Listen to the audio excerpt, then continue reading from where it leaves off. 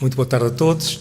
Queria também agradecer ao Dr. Miguel Guimarães o convite para estar convosco esta tarde. Um cumprimento muito especial aos meus companheiros de mesa. Eu gostaria de começar por contar um episódio da minha vida pessoal.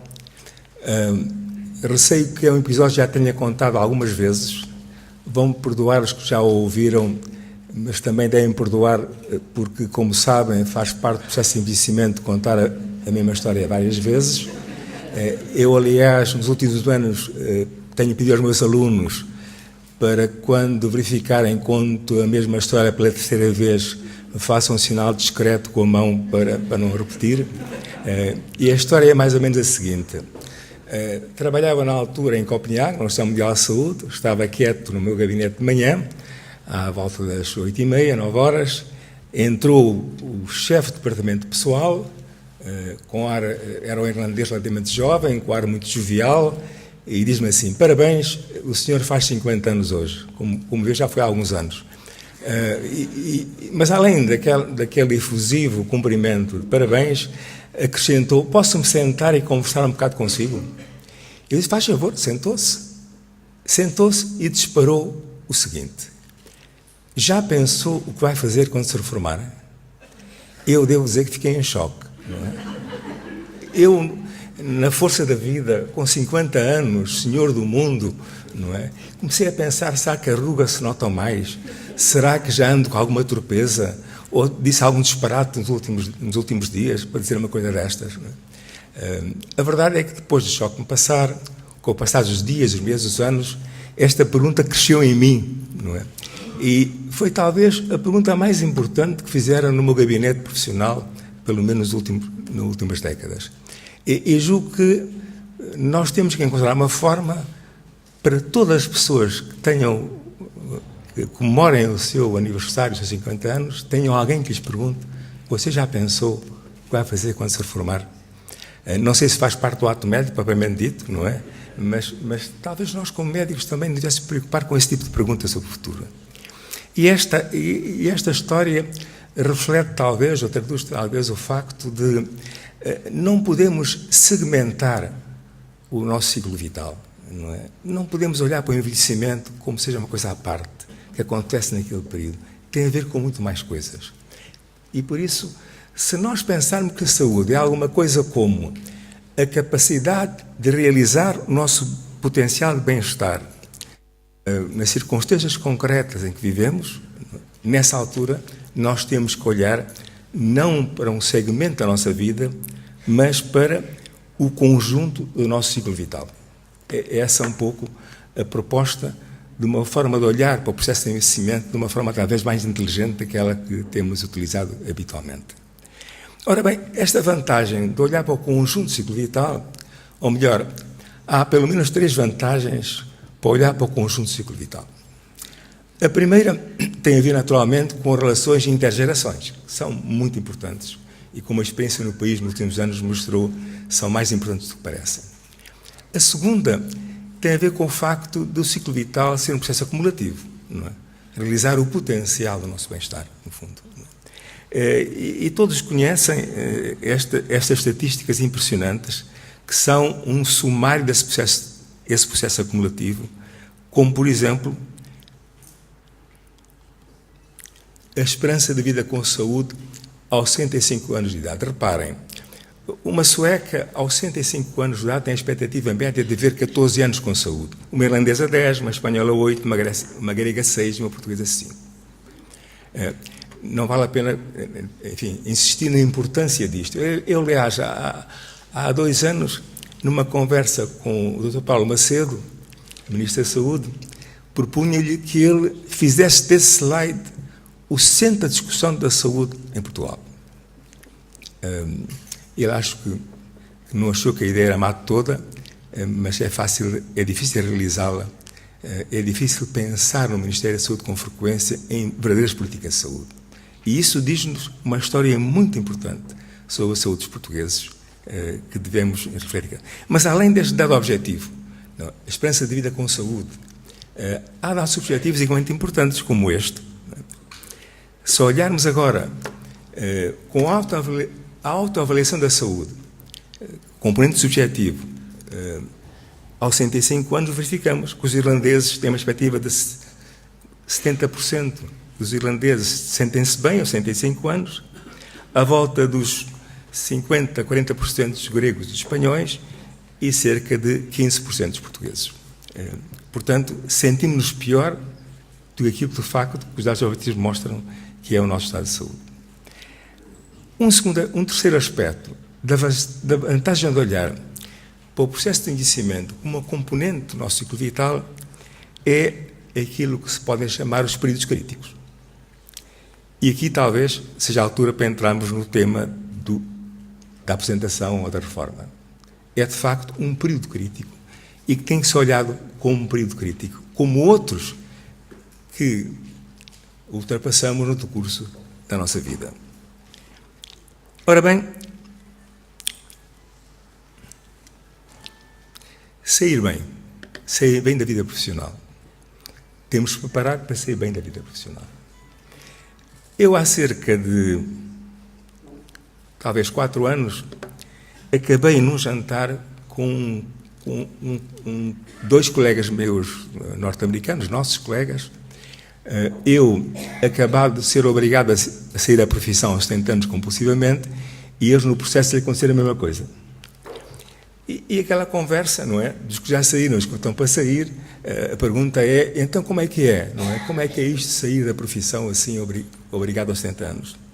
E eu lembro, temos discutido isso, e a minha resposta foi que há uma coisa fundamental, mais importante que qualquer outra. Quando saírem aos 70 anos da profissão, a primeira coisa que vão ouvir da família, dos amigos, dos netos, dos filhos, é esta. Já agora que tens tempo, não é? E se não responderem de uma forma fulminante, não tenho tempo nenhum, tenho o mesmo que tinha antes, eu vou utilizar o mesmo tempo para as minhas coisas como fazia antes, mas vou fazê-lo de uma forma diferente. E isso não quer dizer que não ligue à minha mulher, aos meus netos, aos meus filhos, aos meus amigos, da mesma forma, mas no momento que aceitarem a proposta, já agora que tens tempo, acontece o inevitável. Desvalorizam absolutamente o vosso tempo. Perde imediatamente todo o valor. Não é? E isso nunca pode acontecer. A resposta dos meus colegas americanos foi um pouco interessante. Disseram, compreendemos. E agora percebemos melhor. Sabes como é que nos chamam nos Estados Unidos a nós reformados? Yes, honey. Bom, enfim, isto não é ofender ninguém, não é? Mas percebem o que é que quer dizer com isso. Portanto, nunca desvalorizar o tempo. Mas olhemos agora com mais detalhe. Há um estudo recente, publicado aqui no Porto, um estudo feito em hospitais da cidade do Porto. É um estudo ainda preliminar, não é? Ainda inicial, sobre esta matéria, mas toca exatamente na matéria que precisamos estudar com mais vagar, com mais interesse, de uma forma mais participada, que é perguntar às pessoas como é que vão sair, como é que saem, como é que percorrem o seu trajeto de vida profissional. E eu só extraí aqui 3 ou 4 dados, enfim, para ilustrar o ponto de vista que aqui defendia, quais são os motivos que pediria a aposentação a uma pessoa que está no fim de carreira. E estas são as respostas, não é? Percentagem de pessoas que responderam sim a estas propostas de razões para a aposentação. E como vem ali, predomina a preocupação de nos mudar as regras de jogo no fim do jogo. Ou seja, quando estamos na parte final do nosso trajeto profissional, quando começamos a pensar como queremos sair, de repente mudam as regras de jogo. Mudam a regulação das reformas, mudam um conjunto de coisas em relação às quais não temos nenhum poder para poder alterar as consequências que essas alterações têm nas nossas vidas. Há um estudo muito interessante, feito há alguns anos na Holanda, tem este título muito interessante, Shattered Dreams, não é? Quer dizer, sonhos estilhaçados, não é? Os efeitos de mudar o sistema de pensão tarde no jogo, quando nós não podemos fazer nada em relação a isso. Somos apanhados em circunstâncias que mudaram o jogo e nós não podemos jogar outro jogo, porque estamos no fim desse período da nossa vida profissional. E, portanto, esse estudo procurou estudar, comparando dois coortes populacionais, um que percorreu este fim de trajeto normalmente, sem nenhuma alteração da regra do jogo, e o outro, a seguir a esse, que sofreu uma alteração súbita das regras da reforma, da pensão, um pouco antes do fim do trajeto profissional. E verificaram que o segundo grupo, aquele que experimentou esta violação de expectativas, tinha 40% de prevalência maior em depressão que o grupo anterior.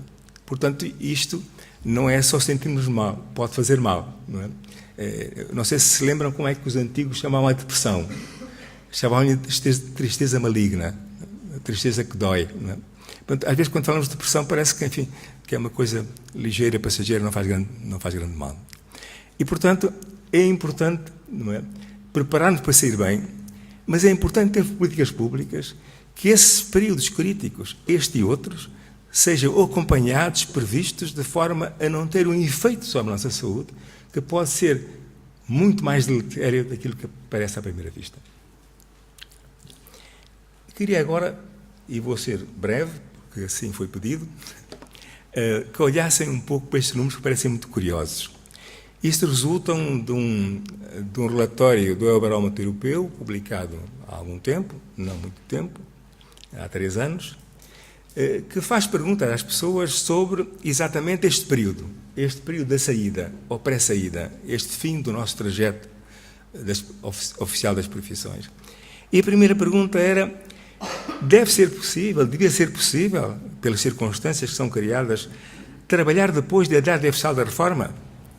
Bom, 93% dinamarqueses disseram que devia ser, 74% dos irlandeses, a volta de 40% dos portugueses e 27% dos gregos. Pergunta semelhante a esta, com resultados também não muito diferentes, é esta: é atraente para si poder adotar uma combinação de meia reforma e trabalho a tempo parcial? Aí também os suecos 90%, os espanhóis e portugueses 60% e os gregos 28%. Claro que a tentação imediata é dizer: lá estão os madraços dos gregos. Não querem trabalhar, querem sair daqui para o descanso. Não é? Mas é evidente que os números, só vale a pena discutir números se estamos preparados para interpretá-los. E era interessante fazer, não fui capaz de fazer, mas é interessante fazer, é ajustar estes dados pela qualidade do trabalho. Pela qualidade de trabalho na Suécia e qualidade de trabalho na Grécia. Se calhar os suecos na Grécia também não queriam ficar naqueles trabalhos durante muito tempo. Portanto, temos que interpretar, por um lado, aquilo que é a nossa preparação cultural para continuarmos ativos para além do período da apresentação oficial, não é? A nossa disponibilidade para, enfim, combinar outras atividades, outro lazer, outra ocupação, com o manter alguma atividade profissional, com as condições que vivemos que nos permitem que isso seja feito de uma forma agradável, de uma forma que constitua para nós um motivo de satisfação, de exaltação, de vida de qualidade. Ora bem, um último tipo de dados desta natureza pareceu muito curioso. Este foi um trabalho feito pela Economist, pela revista Economist,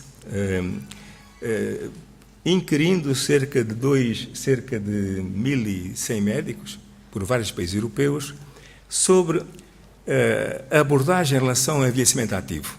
Essa foi, não é? E as políticas públicas relativas ao envelhecimento. E perguntaram, no fundo, não é, quais das alterações, quais das questões, quais das abordagens que parece sejam mais custo-efetivas para melhorar o cuidado de saúde no seu país. Não é? E, por ordem decrescente de respostas dos inquiridos, vem que a primeira dessas abordagens tinha a ver com a necessidade de ter estratégias preventivas. É isso que estamos a falar. Estratégias que acompanhem o nosso ciclo vital, que não segmentem o ciclo vital no horizonte de curto prazo, mas nos acompanhem durante esse ciclo vital. Isto, a grande maioria, 50% dos profissionais de saúde, sentem que é necessário. A maior parte das vezes tem que é necessário, mas é difícil, nas circunstâncias do exercício profissional, fazer de facto isso. Deste conjunto de respostas, que me parecem curiosas, parecem, enfim, interessantes, há uma que queria chamar a vossa atenção particularmente, e isso nós médicos também podemos fazer alguma coisa em relação a isso, que é a penúltima, normas para evitar a discriminação negativa dos idosos. É uma coisa muito importante. Eu conto um pequeno episódio também, não é? Que me impressionou muito na minha vida ativa. Muitos de vós conheceram o professor Arnaldo Sampaio, que foi diretor-geral de saúde, pai do Dr. Jorge Sampaio, e reformou-se aos 70 anos como diretor-geral de saúde. Ele costumava vir à Escola de Saúde Pública como diretor-geral de saúde, e como as pessoas não conseguiam falar com a Direção-Geral de Saúde, faziam fila na escola para ver se eu apanhava, para dar uma palavrinha. E, portanto, quando ele vinha gerir a multidão das pessoas que queriam apanhá-lo para conversar um bocadinho, era um processo difícil. O professor Arnaldo Sampaio reformou-se, e 3 meses depois, estava eu no fundo do corredor da escola, e ele aparece à entrada da porta. E um colega meu vira-se para mim e diz assim: vou-me já embora, que o professor não tem nada que fazer, vem aqui para conversar, não tem para essas coisas. Em 3 meses, mudou. E muda, isto é dramático, mas muda muito. Muda muito. A desvalorização da pessoa que saiu, não é sentida pelas outras pessoas, mas é sentida pelo próprio. E há várias formas de discriminação em relação à idade, algumas muito violentas, e nós temos também de estar atentos a esse aspecto. Deixem-me prosseguir rapidamente para dizer, enfim, este é um período crítico, sair bem, mas o nosso envelhecimento tem vários outros períodos críticos que temos que conhecer, reconhecer, prevenir com antecedência e saber o que fazer à medida que nos aproximamos dessas novas fronteiras. E eu vou rapidamente referir a alguns. Bom, para já, várias coisas acontecem. O que acontece com as pessoas da minha idade que mais me perturba, estão todos a cair, a cair literalmente. É um colega meu, que há pouco, é amigo meu que tempo, estava estremunhado no sofá, alguém entrou, disse alguma coisa, levantou-se, de repente caiu, partiu o colo de fémur. Uma amiga minha escorregou no tapete, bonito tapete a arraiolos, e partiu o pé. Uma cunhada minha ia andar pelo passeio, passeio errado, sapatos errados, caiu, partiu o pé. E partir o pé aos 70 anos, o colo do fémur, tem perturbações tremendas, como devem calcular. E nós não damos grande importância a este catálogo anti-queda. Devemos falar com as pessoas sobre a coisa mais frequente que está a acontecer aos nossos vizinhos, que é caírem. Bom, tirando as quedas, há muitas coisas que nos preocupam. E a seguinte é a saída dos laços de pertença, o isolamento. As estatísticas que temos em relação à região de Lisboa, sabemos que quase um em cada 4 pessoas na região de Lisboa vive só. E dos que vivem acompanhados, 60% vivem acompanhados por pessoas maiores de 65 anos.